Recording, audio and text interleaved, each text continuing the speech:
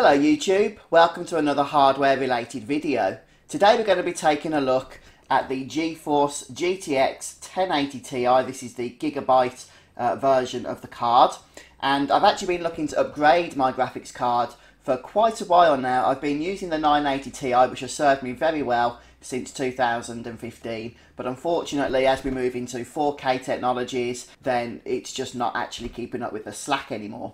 So I've been looking to upgrade, and I managed to find a really great deal on eBay. I want to be careful not to drop this. So it's not the most premium 1080 Ti that's on the market, but it's going to serve me well. You can see that it's actually got a DVI port as well, which a lot of GTX 1080 Ti's do not have, and this is actually going to be helpful for me because I do use a third monitor that will be connecting to this port. One of the things I like about this particular purchase that I got off eBay though is that this card has been fitted with a backplate, and this backplate is not actually part of this card as standard, which is one of the criticisms that people have given towards this version of the GTX 1080 Ti. It doesn't come with a backplate, perhaps the only version of the card that doesn't, but as you can see in this case it does. So I'm going to get this bad boy installed, and then we're going to do some comparisons between my previous 980 Ti, which I've been using, as I said, has served me well, done a very good job, with this new monster. So I'm just going to pop these cards around here, get the 980 Ti out, the 1080 Ti in, and one thing I wasn't sure of, maybe some of you guys could let me know about this in the comments, because I was upgrading from a 980 Ti to the 1080 Ti, I wasn't sure whether or not I'd need to reinstall the Nvidia drivers, because it's the same driver for both cards. However, to play it safe, I did. So before I went ahead and removed the 980 Ti and put the 1080 Ti in, I did do a complete uninstall of the drivers, and then after doing the hardware upgrade here, I reinstalled those drivers from scratch, as I said, to be on the safe side. But please do let me know, guys, if you think that was necessary, or if I literally could have just swapped these cards around and everything would have been fine with the same driver installed. Okay, so as you can see, everything's running fine. Later on, I might want to install the Gigabyte software just so I can control the RGB of the graphics card, but I'm not too fussed to do that at the moment. It'll just cycle through the various colours of that. But let's get on now with the actual comparisons. So what I've decided to do for this particular comparison here is use the Final Fantasy 15 Benchmark tool, which came out a couple of months ago. And I hope you like the little graphic I made. I worked hard on that in Photoshop. I'll be using this throughout the comparisons. And what I did, probably common sense, but I'll just explain anyway, is I recorded all of the resolutions with the 980 Ti first, and then I did that hardware upgrade that you saw a few moments ago, and then I repeated all of those resolution recordings with the 1080 Ti. A couple of things to note though. First of all, this is a fair test in the sense that I didn't make any other changes whatsoever to the PC.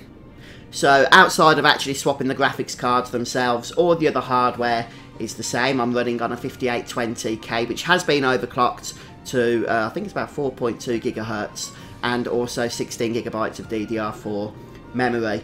And the game is running off a hard disk drive as opposed to a solid state drive. The actual Final Fantasy 15 game itself that I've got installed is on the solid state drive, but for some reason I just wasn't paying attention when I installed the benchmark here. Now, apologies, this is a little bit small, but if you look close to the top left corner of the actual gameplay, you can see a frames per second counter, courtesy of Fraps. I'm not actually recording with Fraps, I'm recording with OBS Studio, and there's multiple reasons for that, which I won't get into here, but I did want to open Fraps so you can at least see the FPS counter as we go through this.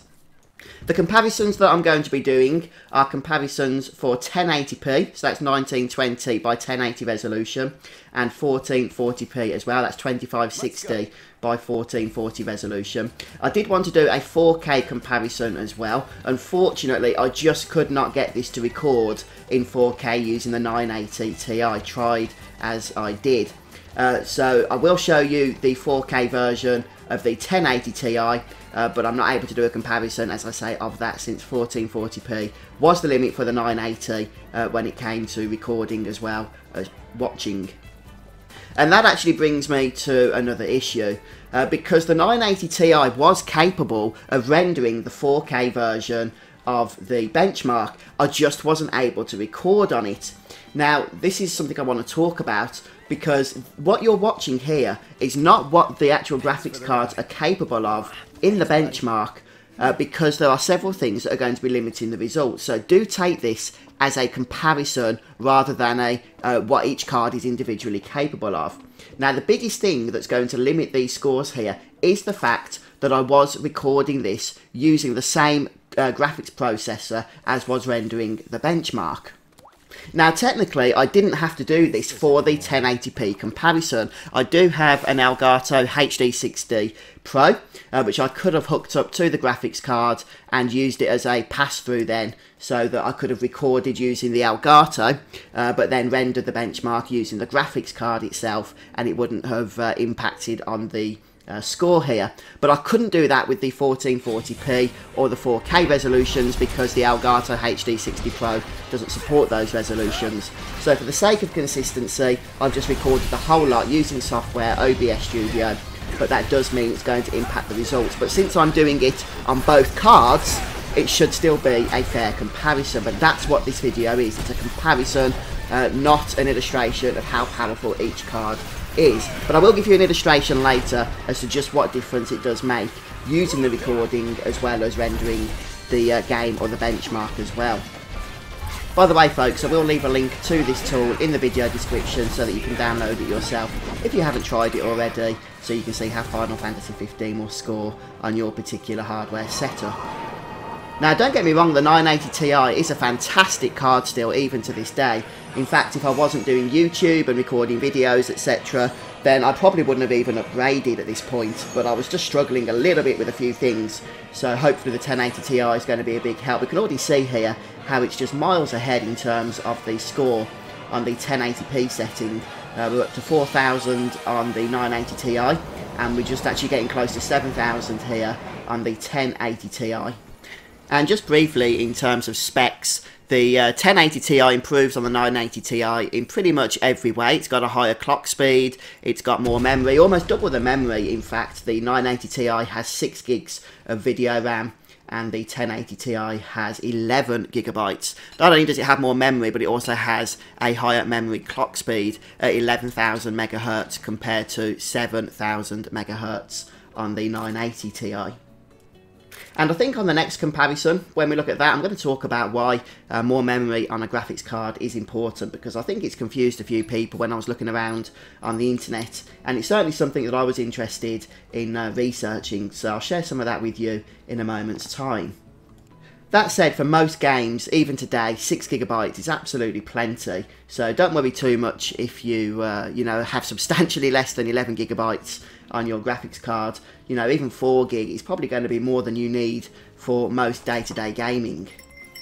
Okay, there we go. Looks like we're just about to finish off here. The final scores are in. We've got 8,599 for the 1080 Ti compared to 5,234 for the 980 Ti.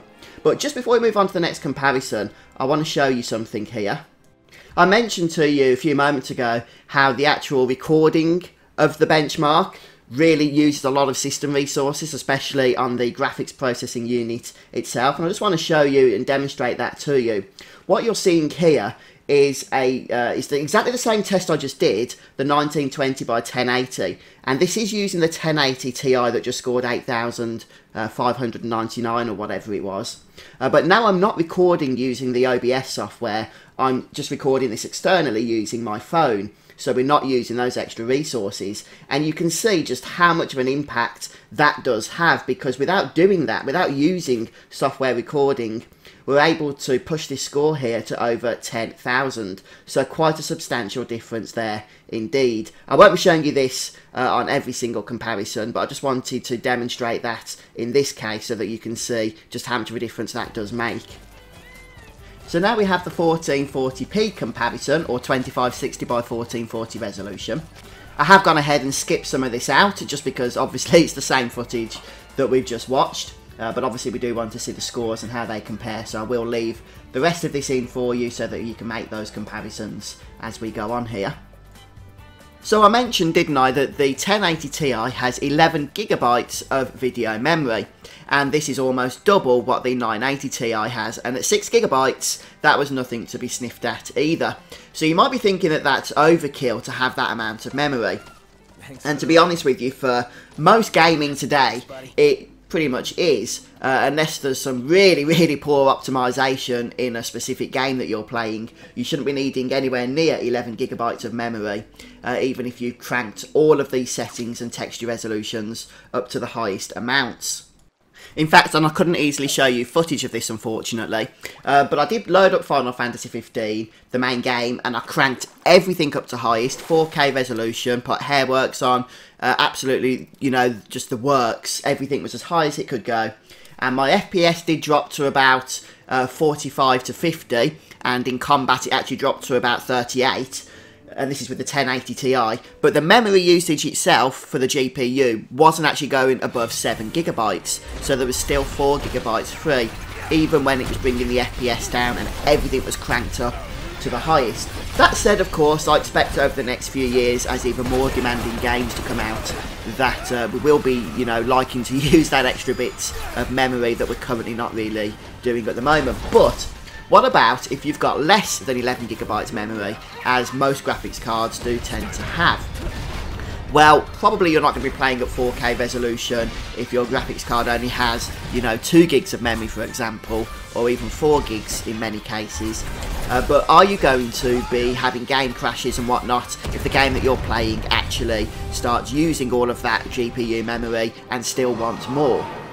Well, the short answer to that is no. Let's say, for example, that you have a graphics card with 2 gigabytes of memory, and then you have 16 gigabytes of memory in your main system of, say, DDR4 RAM or whatever. What's going to happen is if you're playing a game and it's using all 2 gigabytes of your graphics card memory, the CPU is then going to instruct the program to start using the memory from the main system. So, for example, if the game needs just numbers out of thin air here, 6 gigabytes of memory, it's going to use the 2 gigabytes first that your graphics card has available, but then it's going to be using 4 gigabytes of your DDR4 memory from your main system. Now, this might beg the question as to why we even need to worry about graphics card memory when, you know, nowadays computers tend to have 16, 32 or even 64 gigs of system RAM. Well, that might beg the question, why is it in a day where computers are generally running 16, 32 or even 64 gigabytes of DDR4 system RAM, do we need to be concerned about how much RAM our graphics card has? Well, that's because graphics cards generally use the much faster DDR5 memory. We call it GDDR5 because it's attached onto the graphics card. But DDR5 is much faster. The clock speed is much higher than the DDR4 you're probably using in your system. Now, DDR4 is actually better for general day-to-day usage, because for transferring smaller files, and a lot of them, you want the lowest latency possible, and that's what DDR4 gives you. DDR5, on the other hand, would have a higher latency with smaller files, but is much quicker at transferring the larger files, such as the textures that games give us. So yes, you do want graphics memory, because once you start using your DDR4 memory to play games because your graphics memory is filled up, then you're going to start noticing FPS drops and all manner of bad stuff that you don't want, because the DDR4 is going to be slower at processing those types of files. Right, so what I'm showing you here, you've noticed that the screen has changed, is the 4K version of the Benchmark running on the 1080 Ti. As I mentioned, I couldn't do this on the 980 Ti. It would play the Benchmark at 4K, but as soon as I started trying to record, the recording would just get all messed up. The graphics card wasn't capable, unfortunately, of both, you know, playing the Benchmark and recording at the same time. The 1080 Ti is, although the score is lower than when I just run the Benchmark without recording, by about 800 points actually. But even so, we're getting consistently over 4,000 on the score here at 4K resolution, which is nice.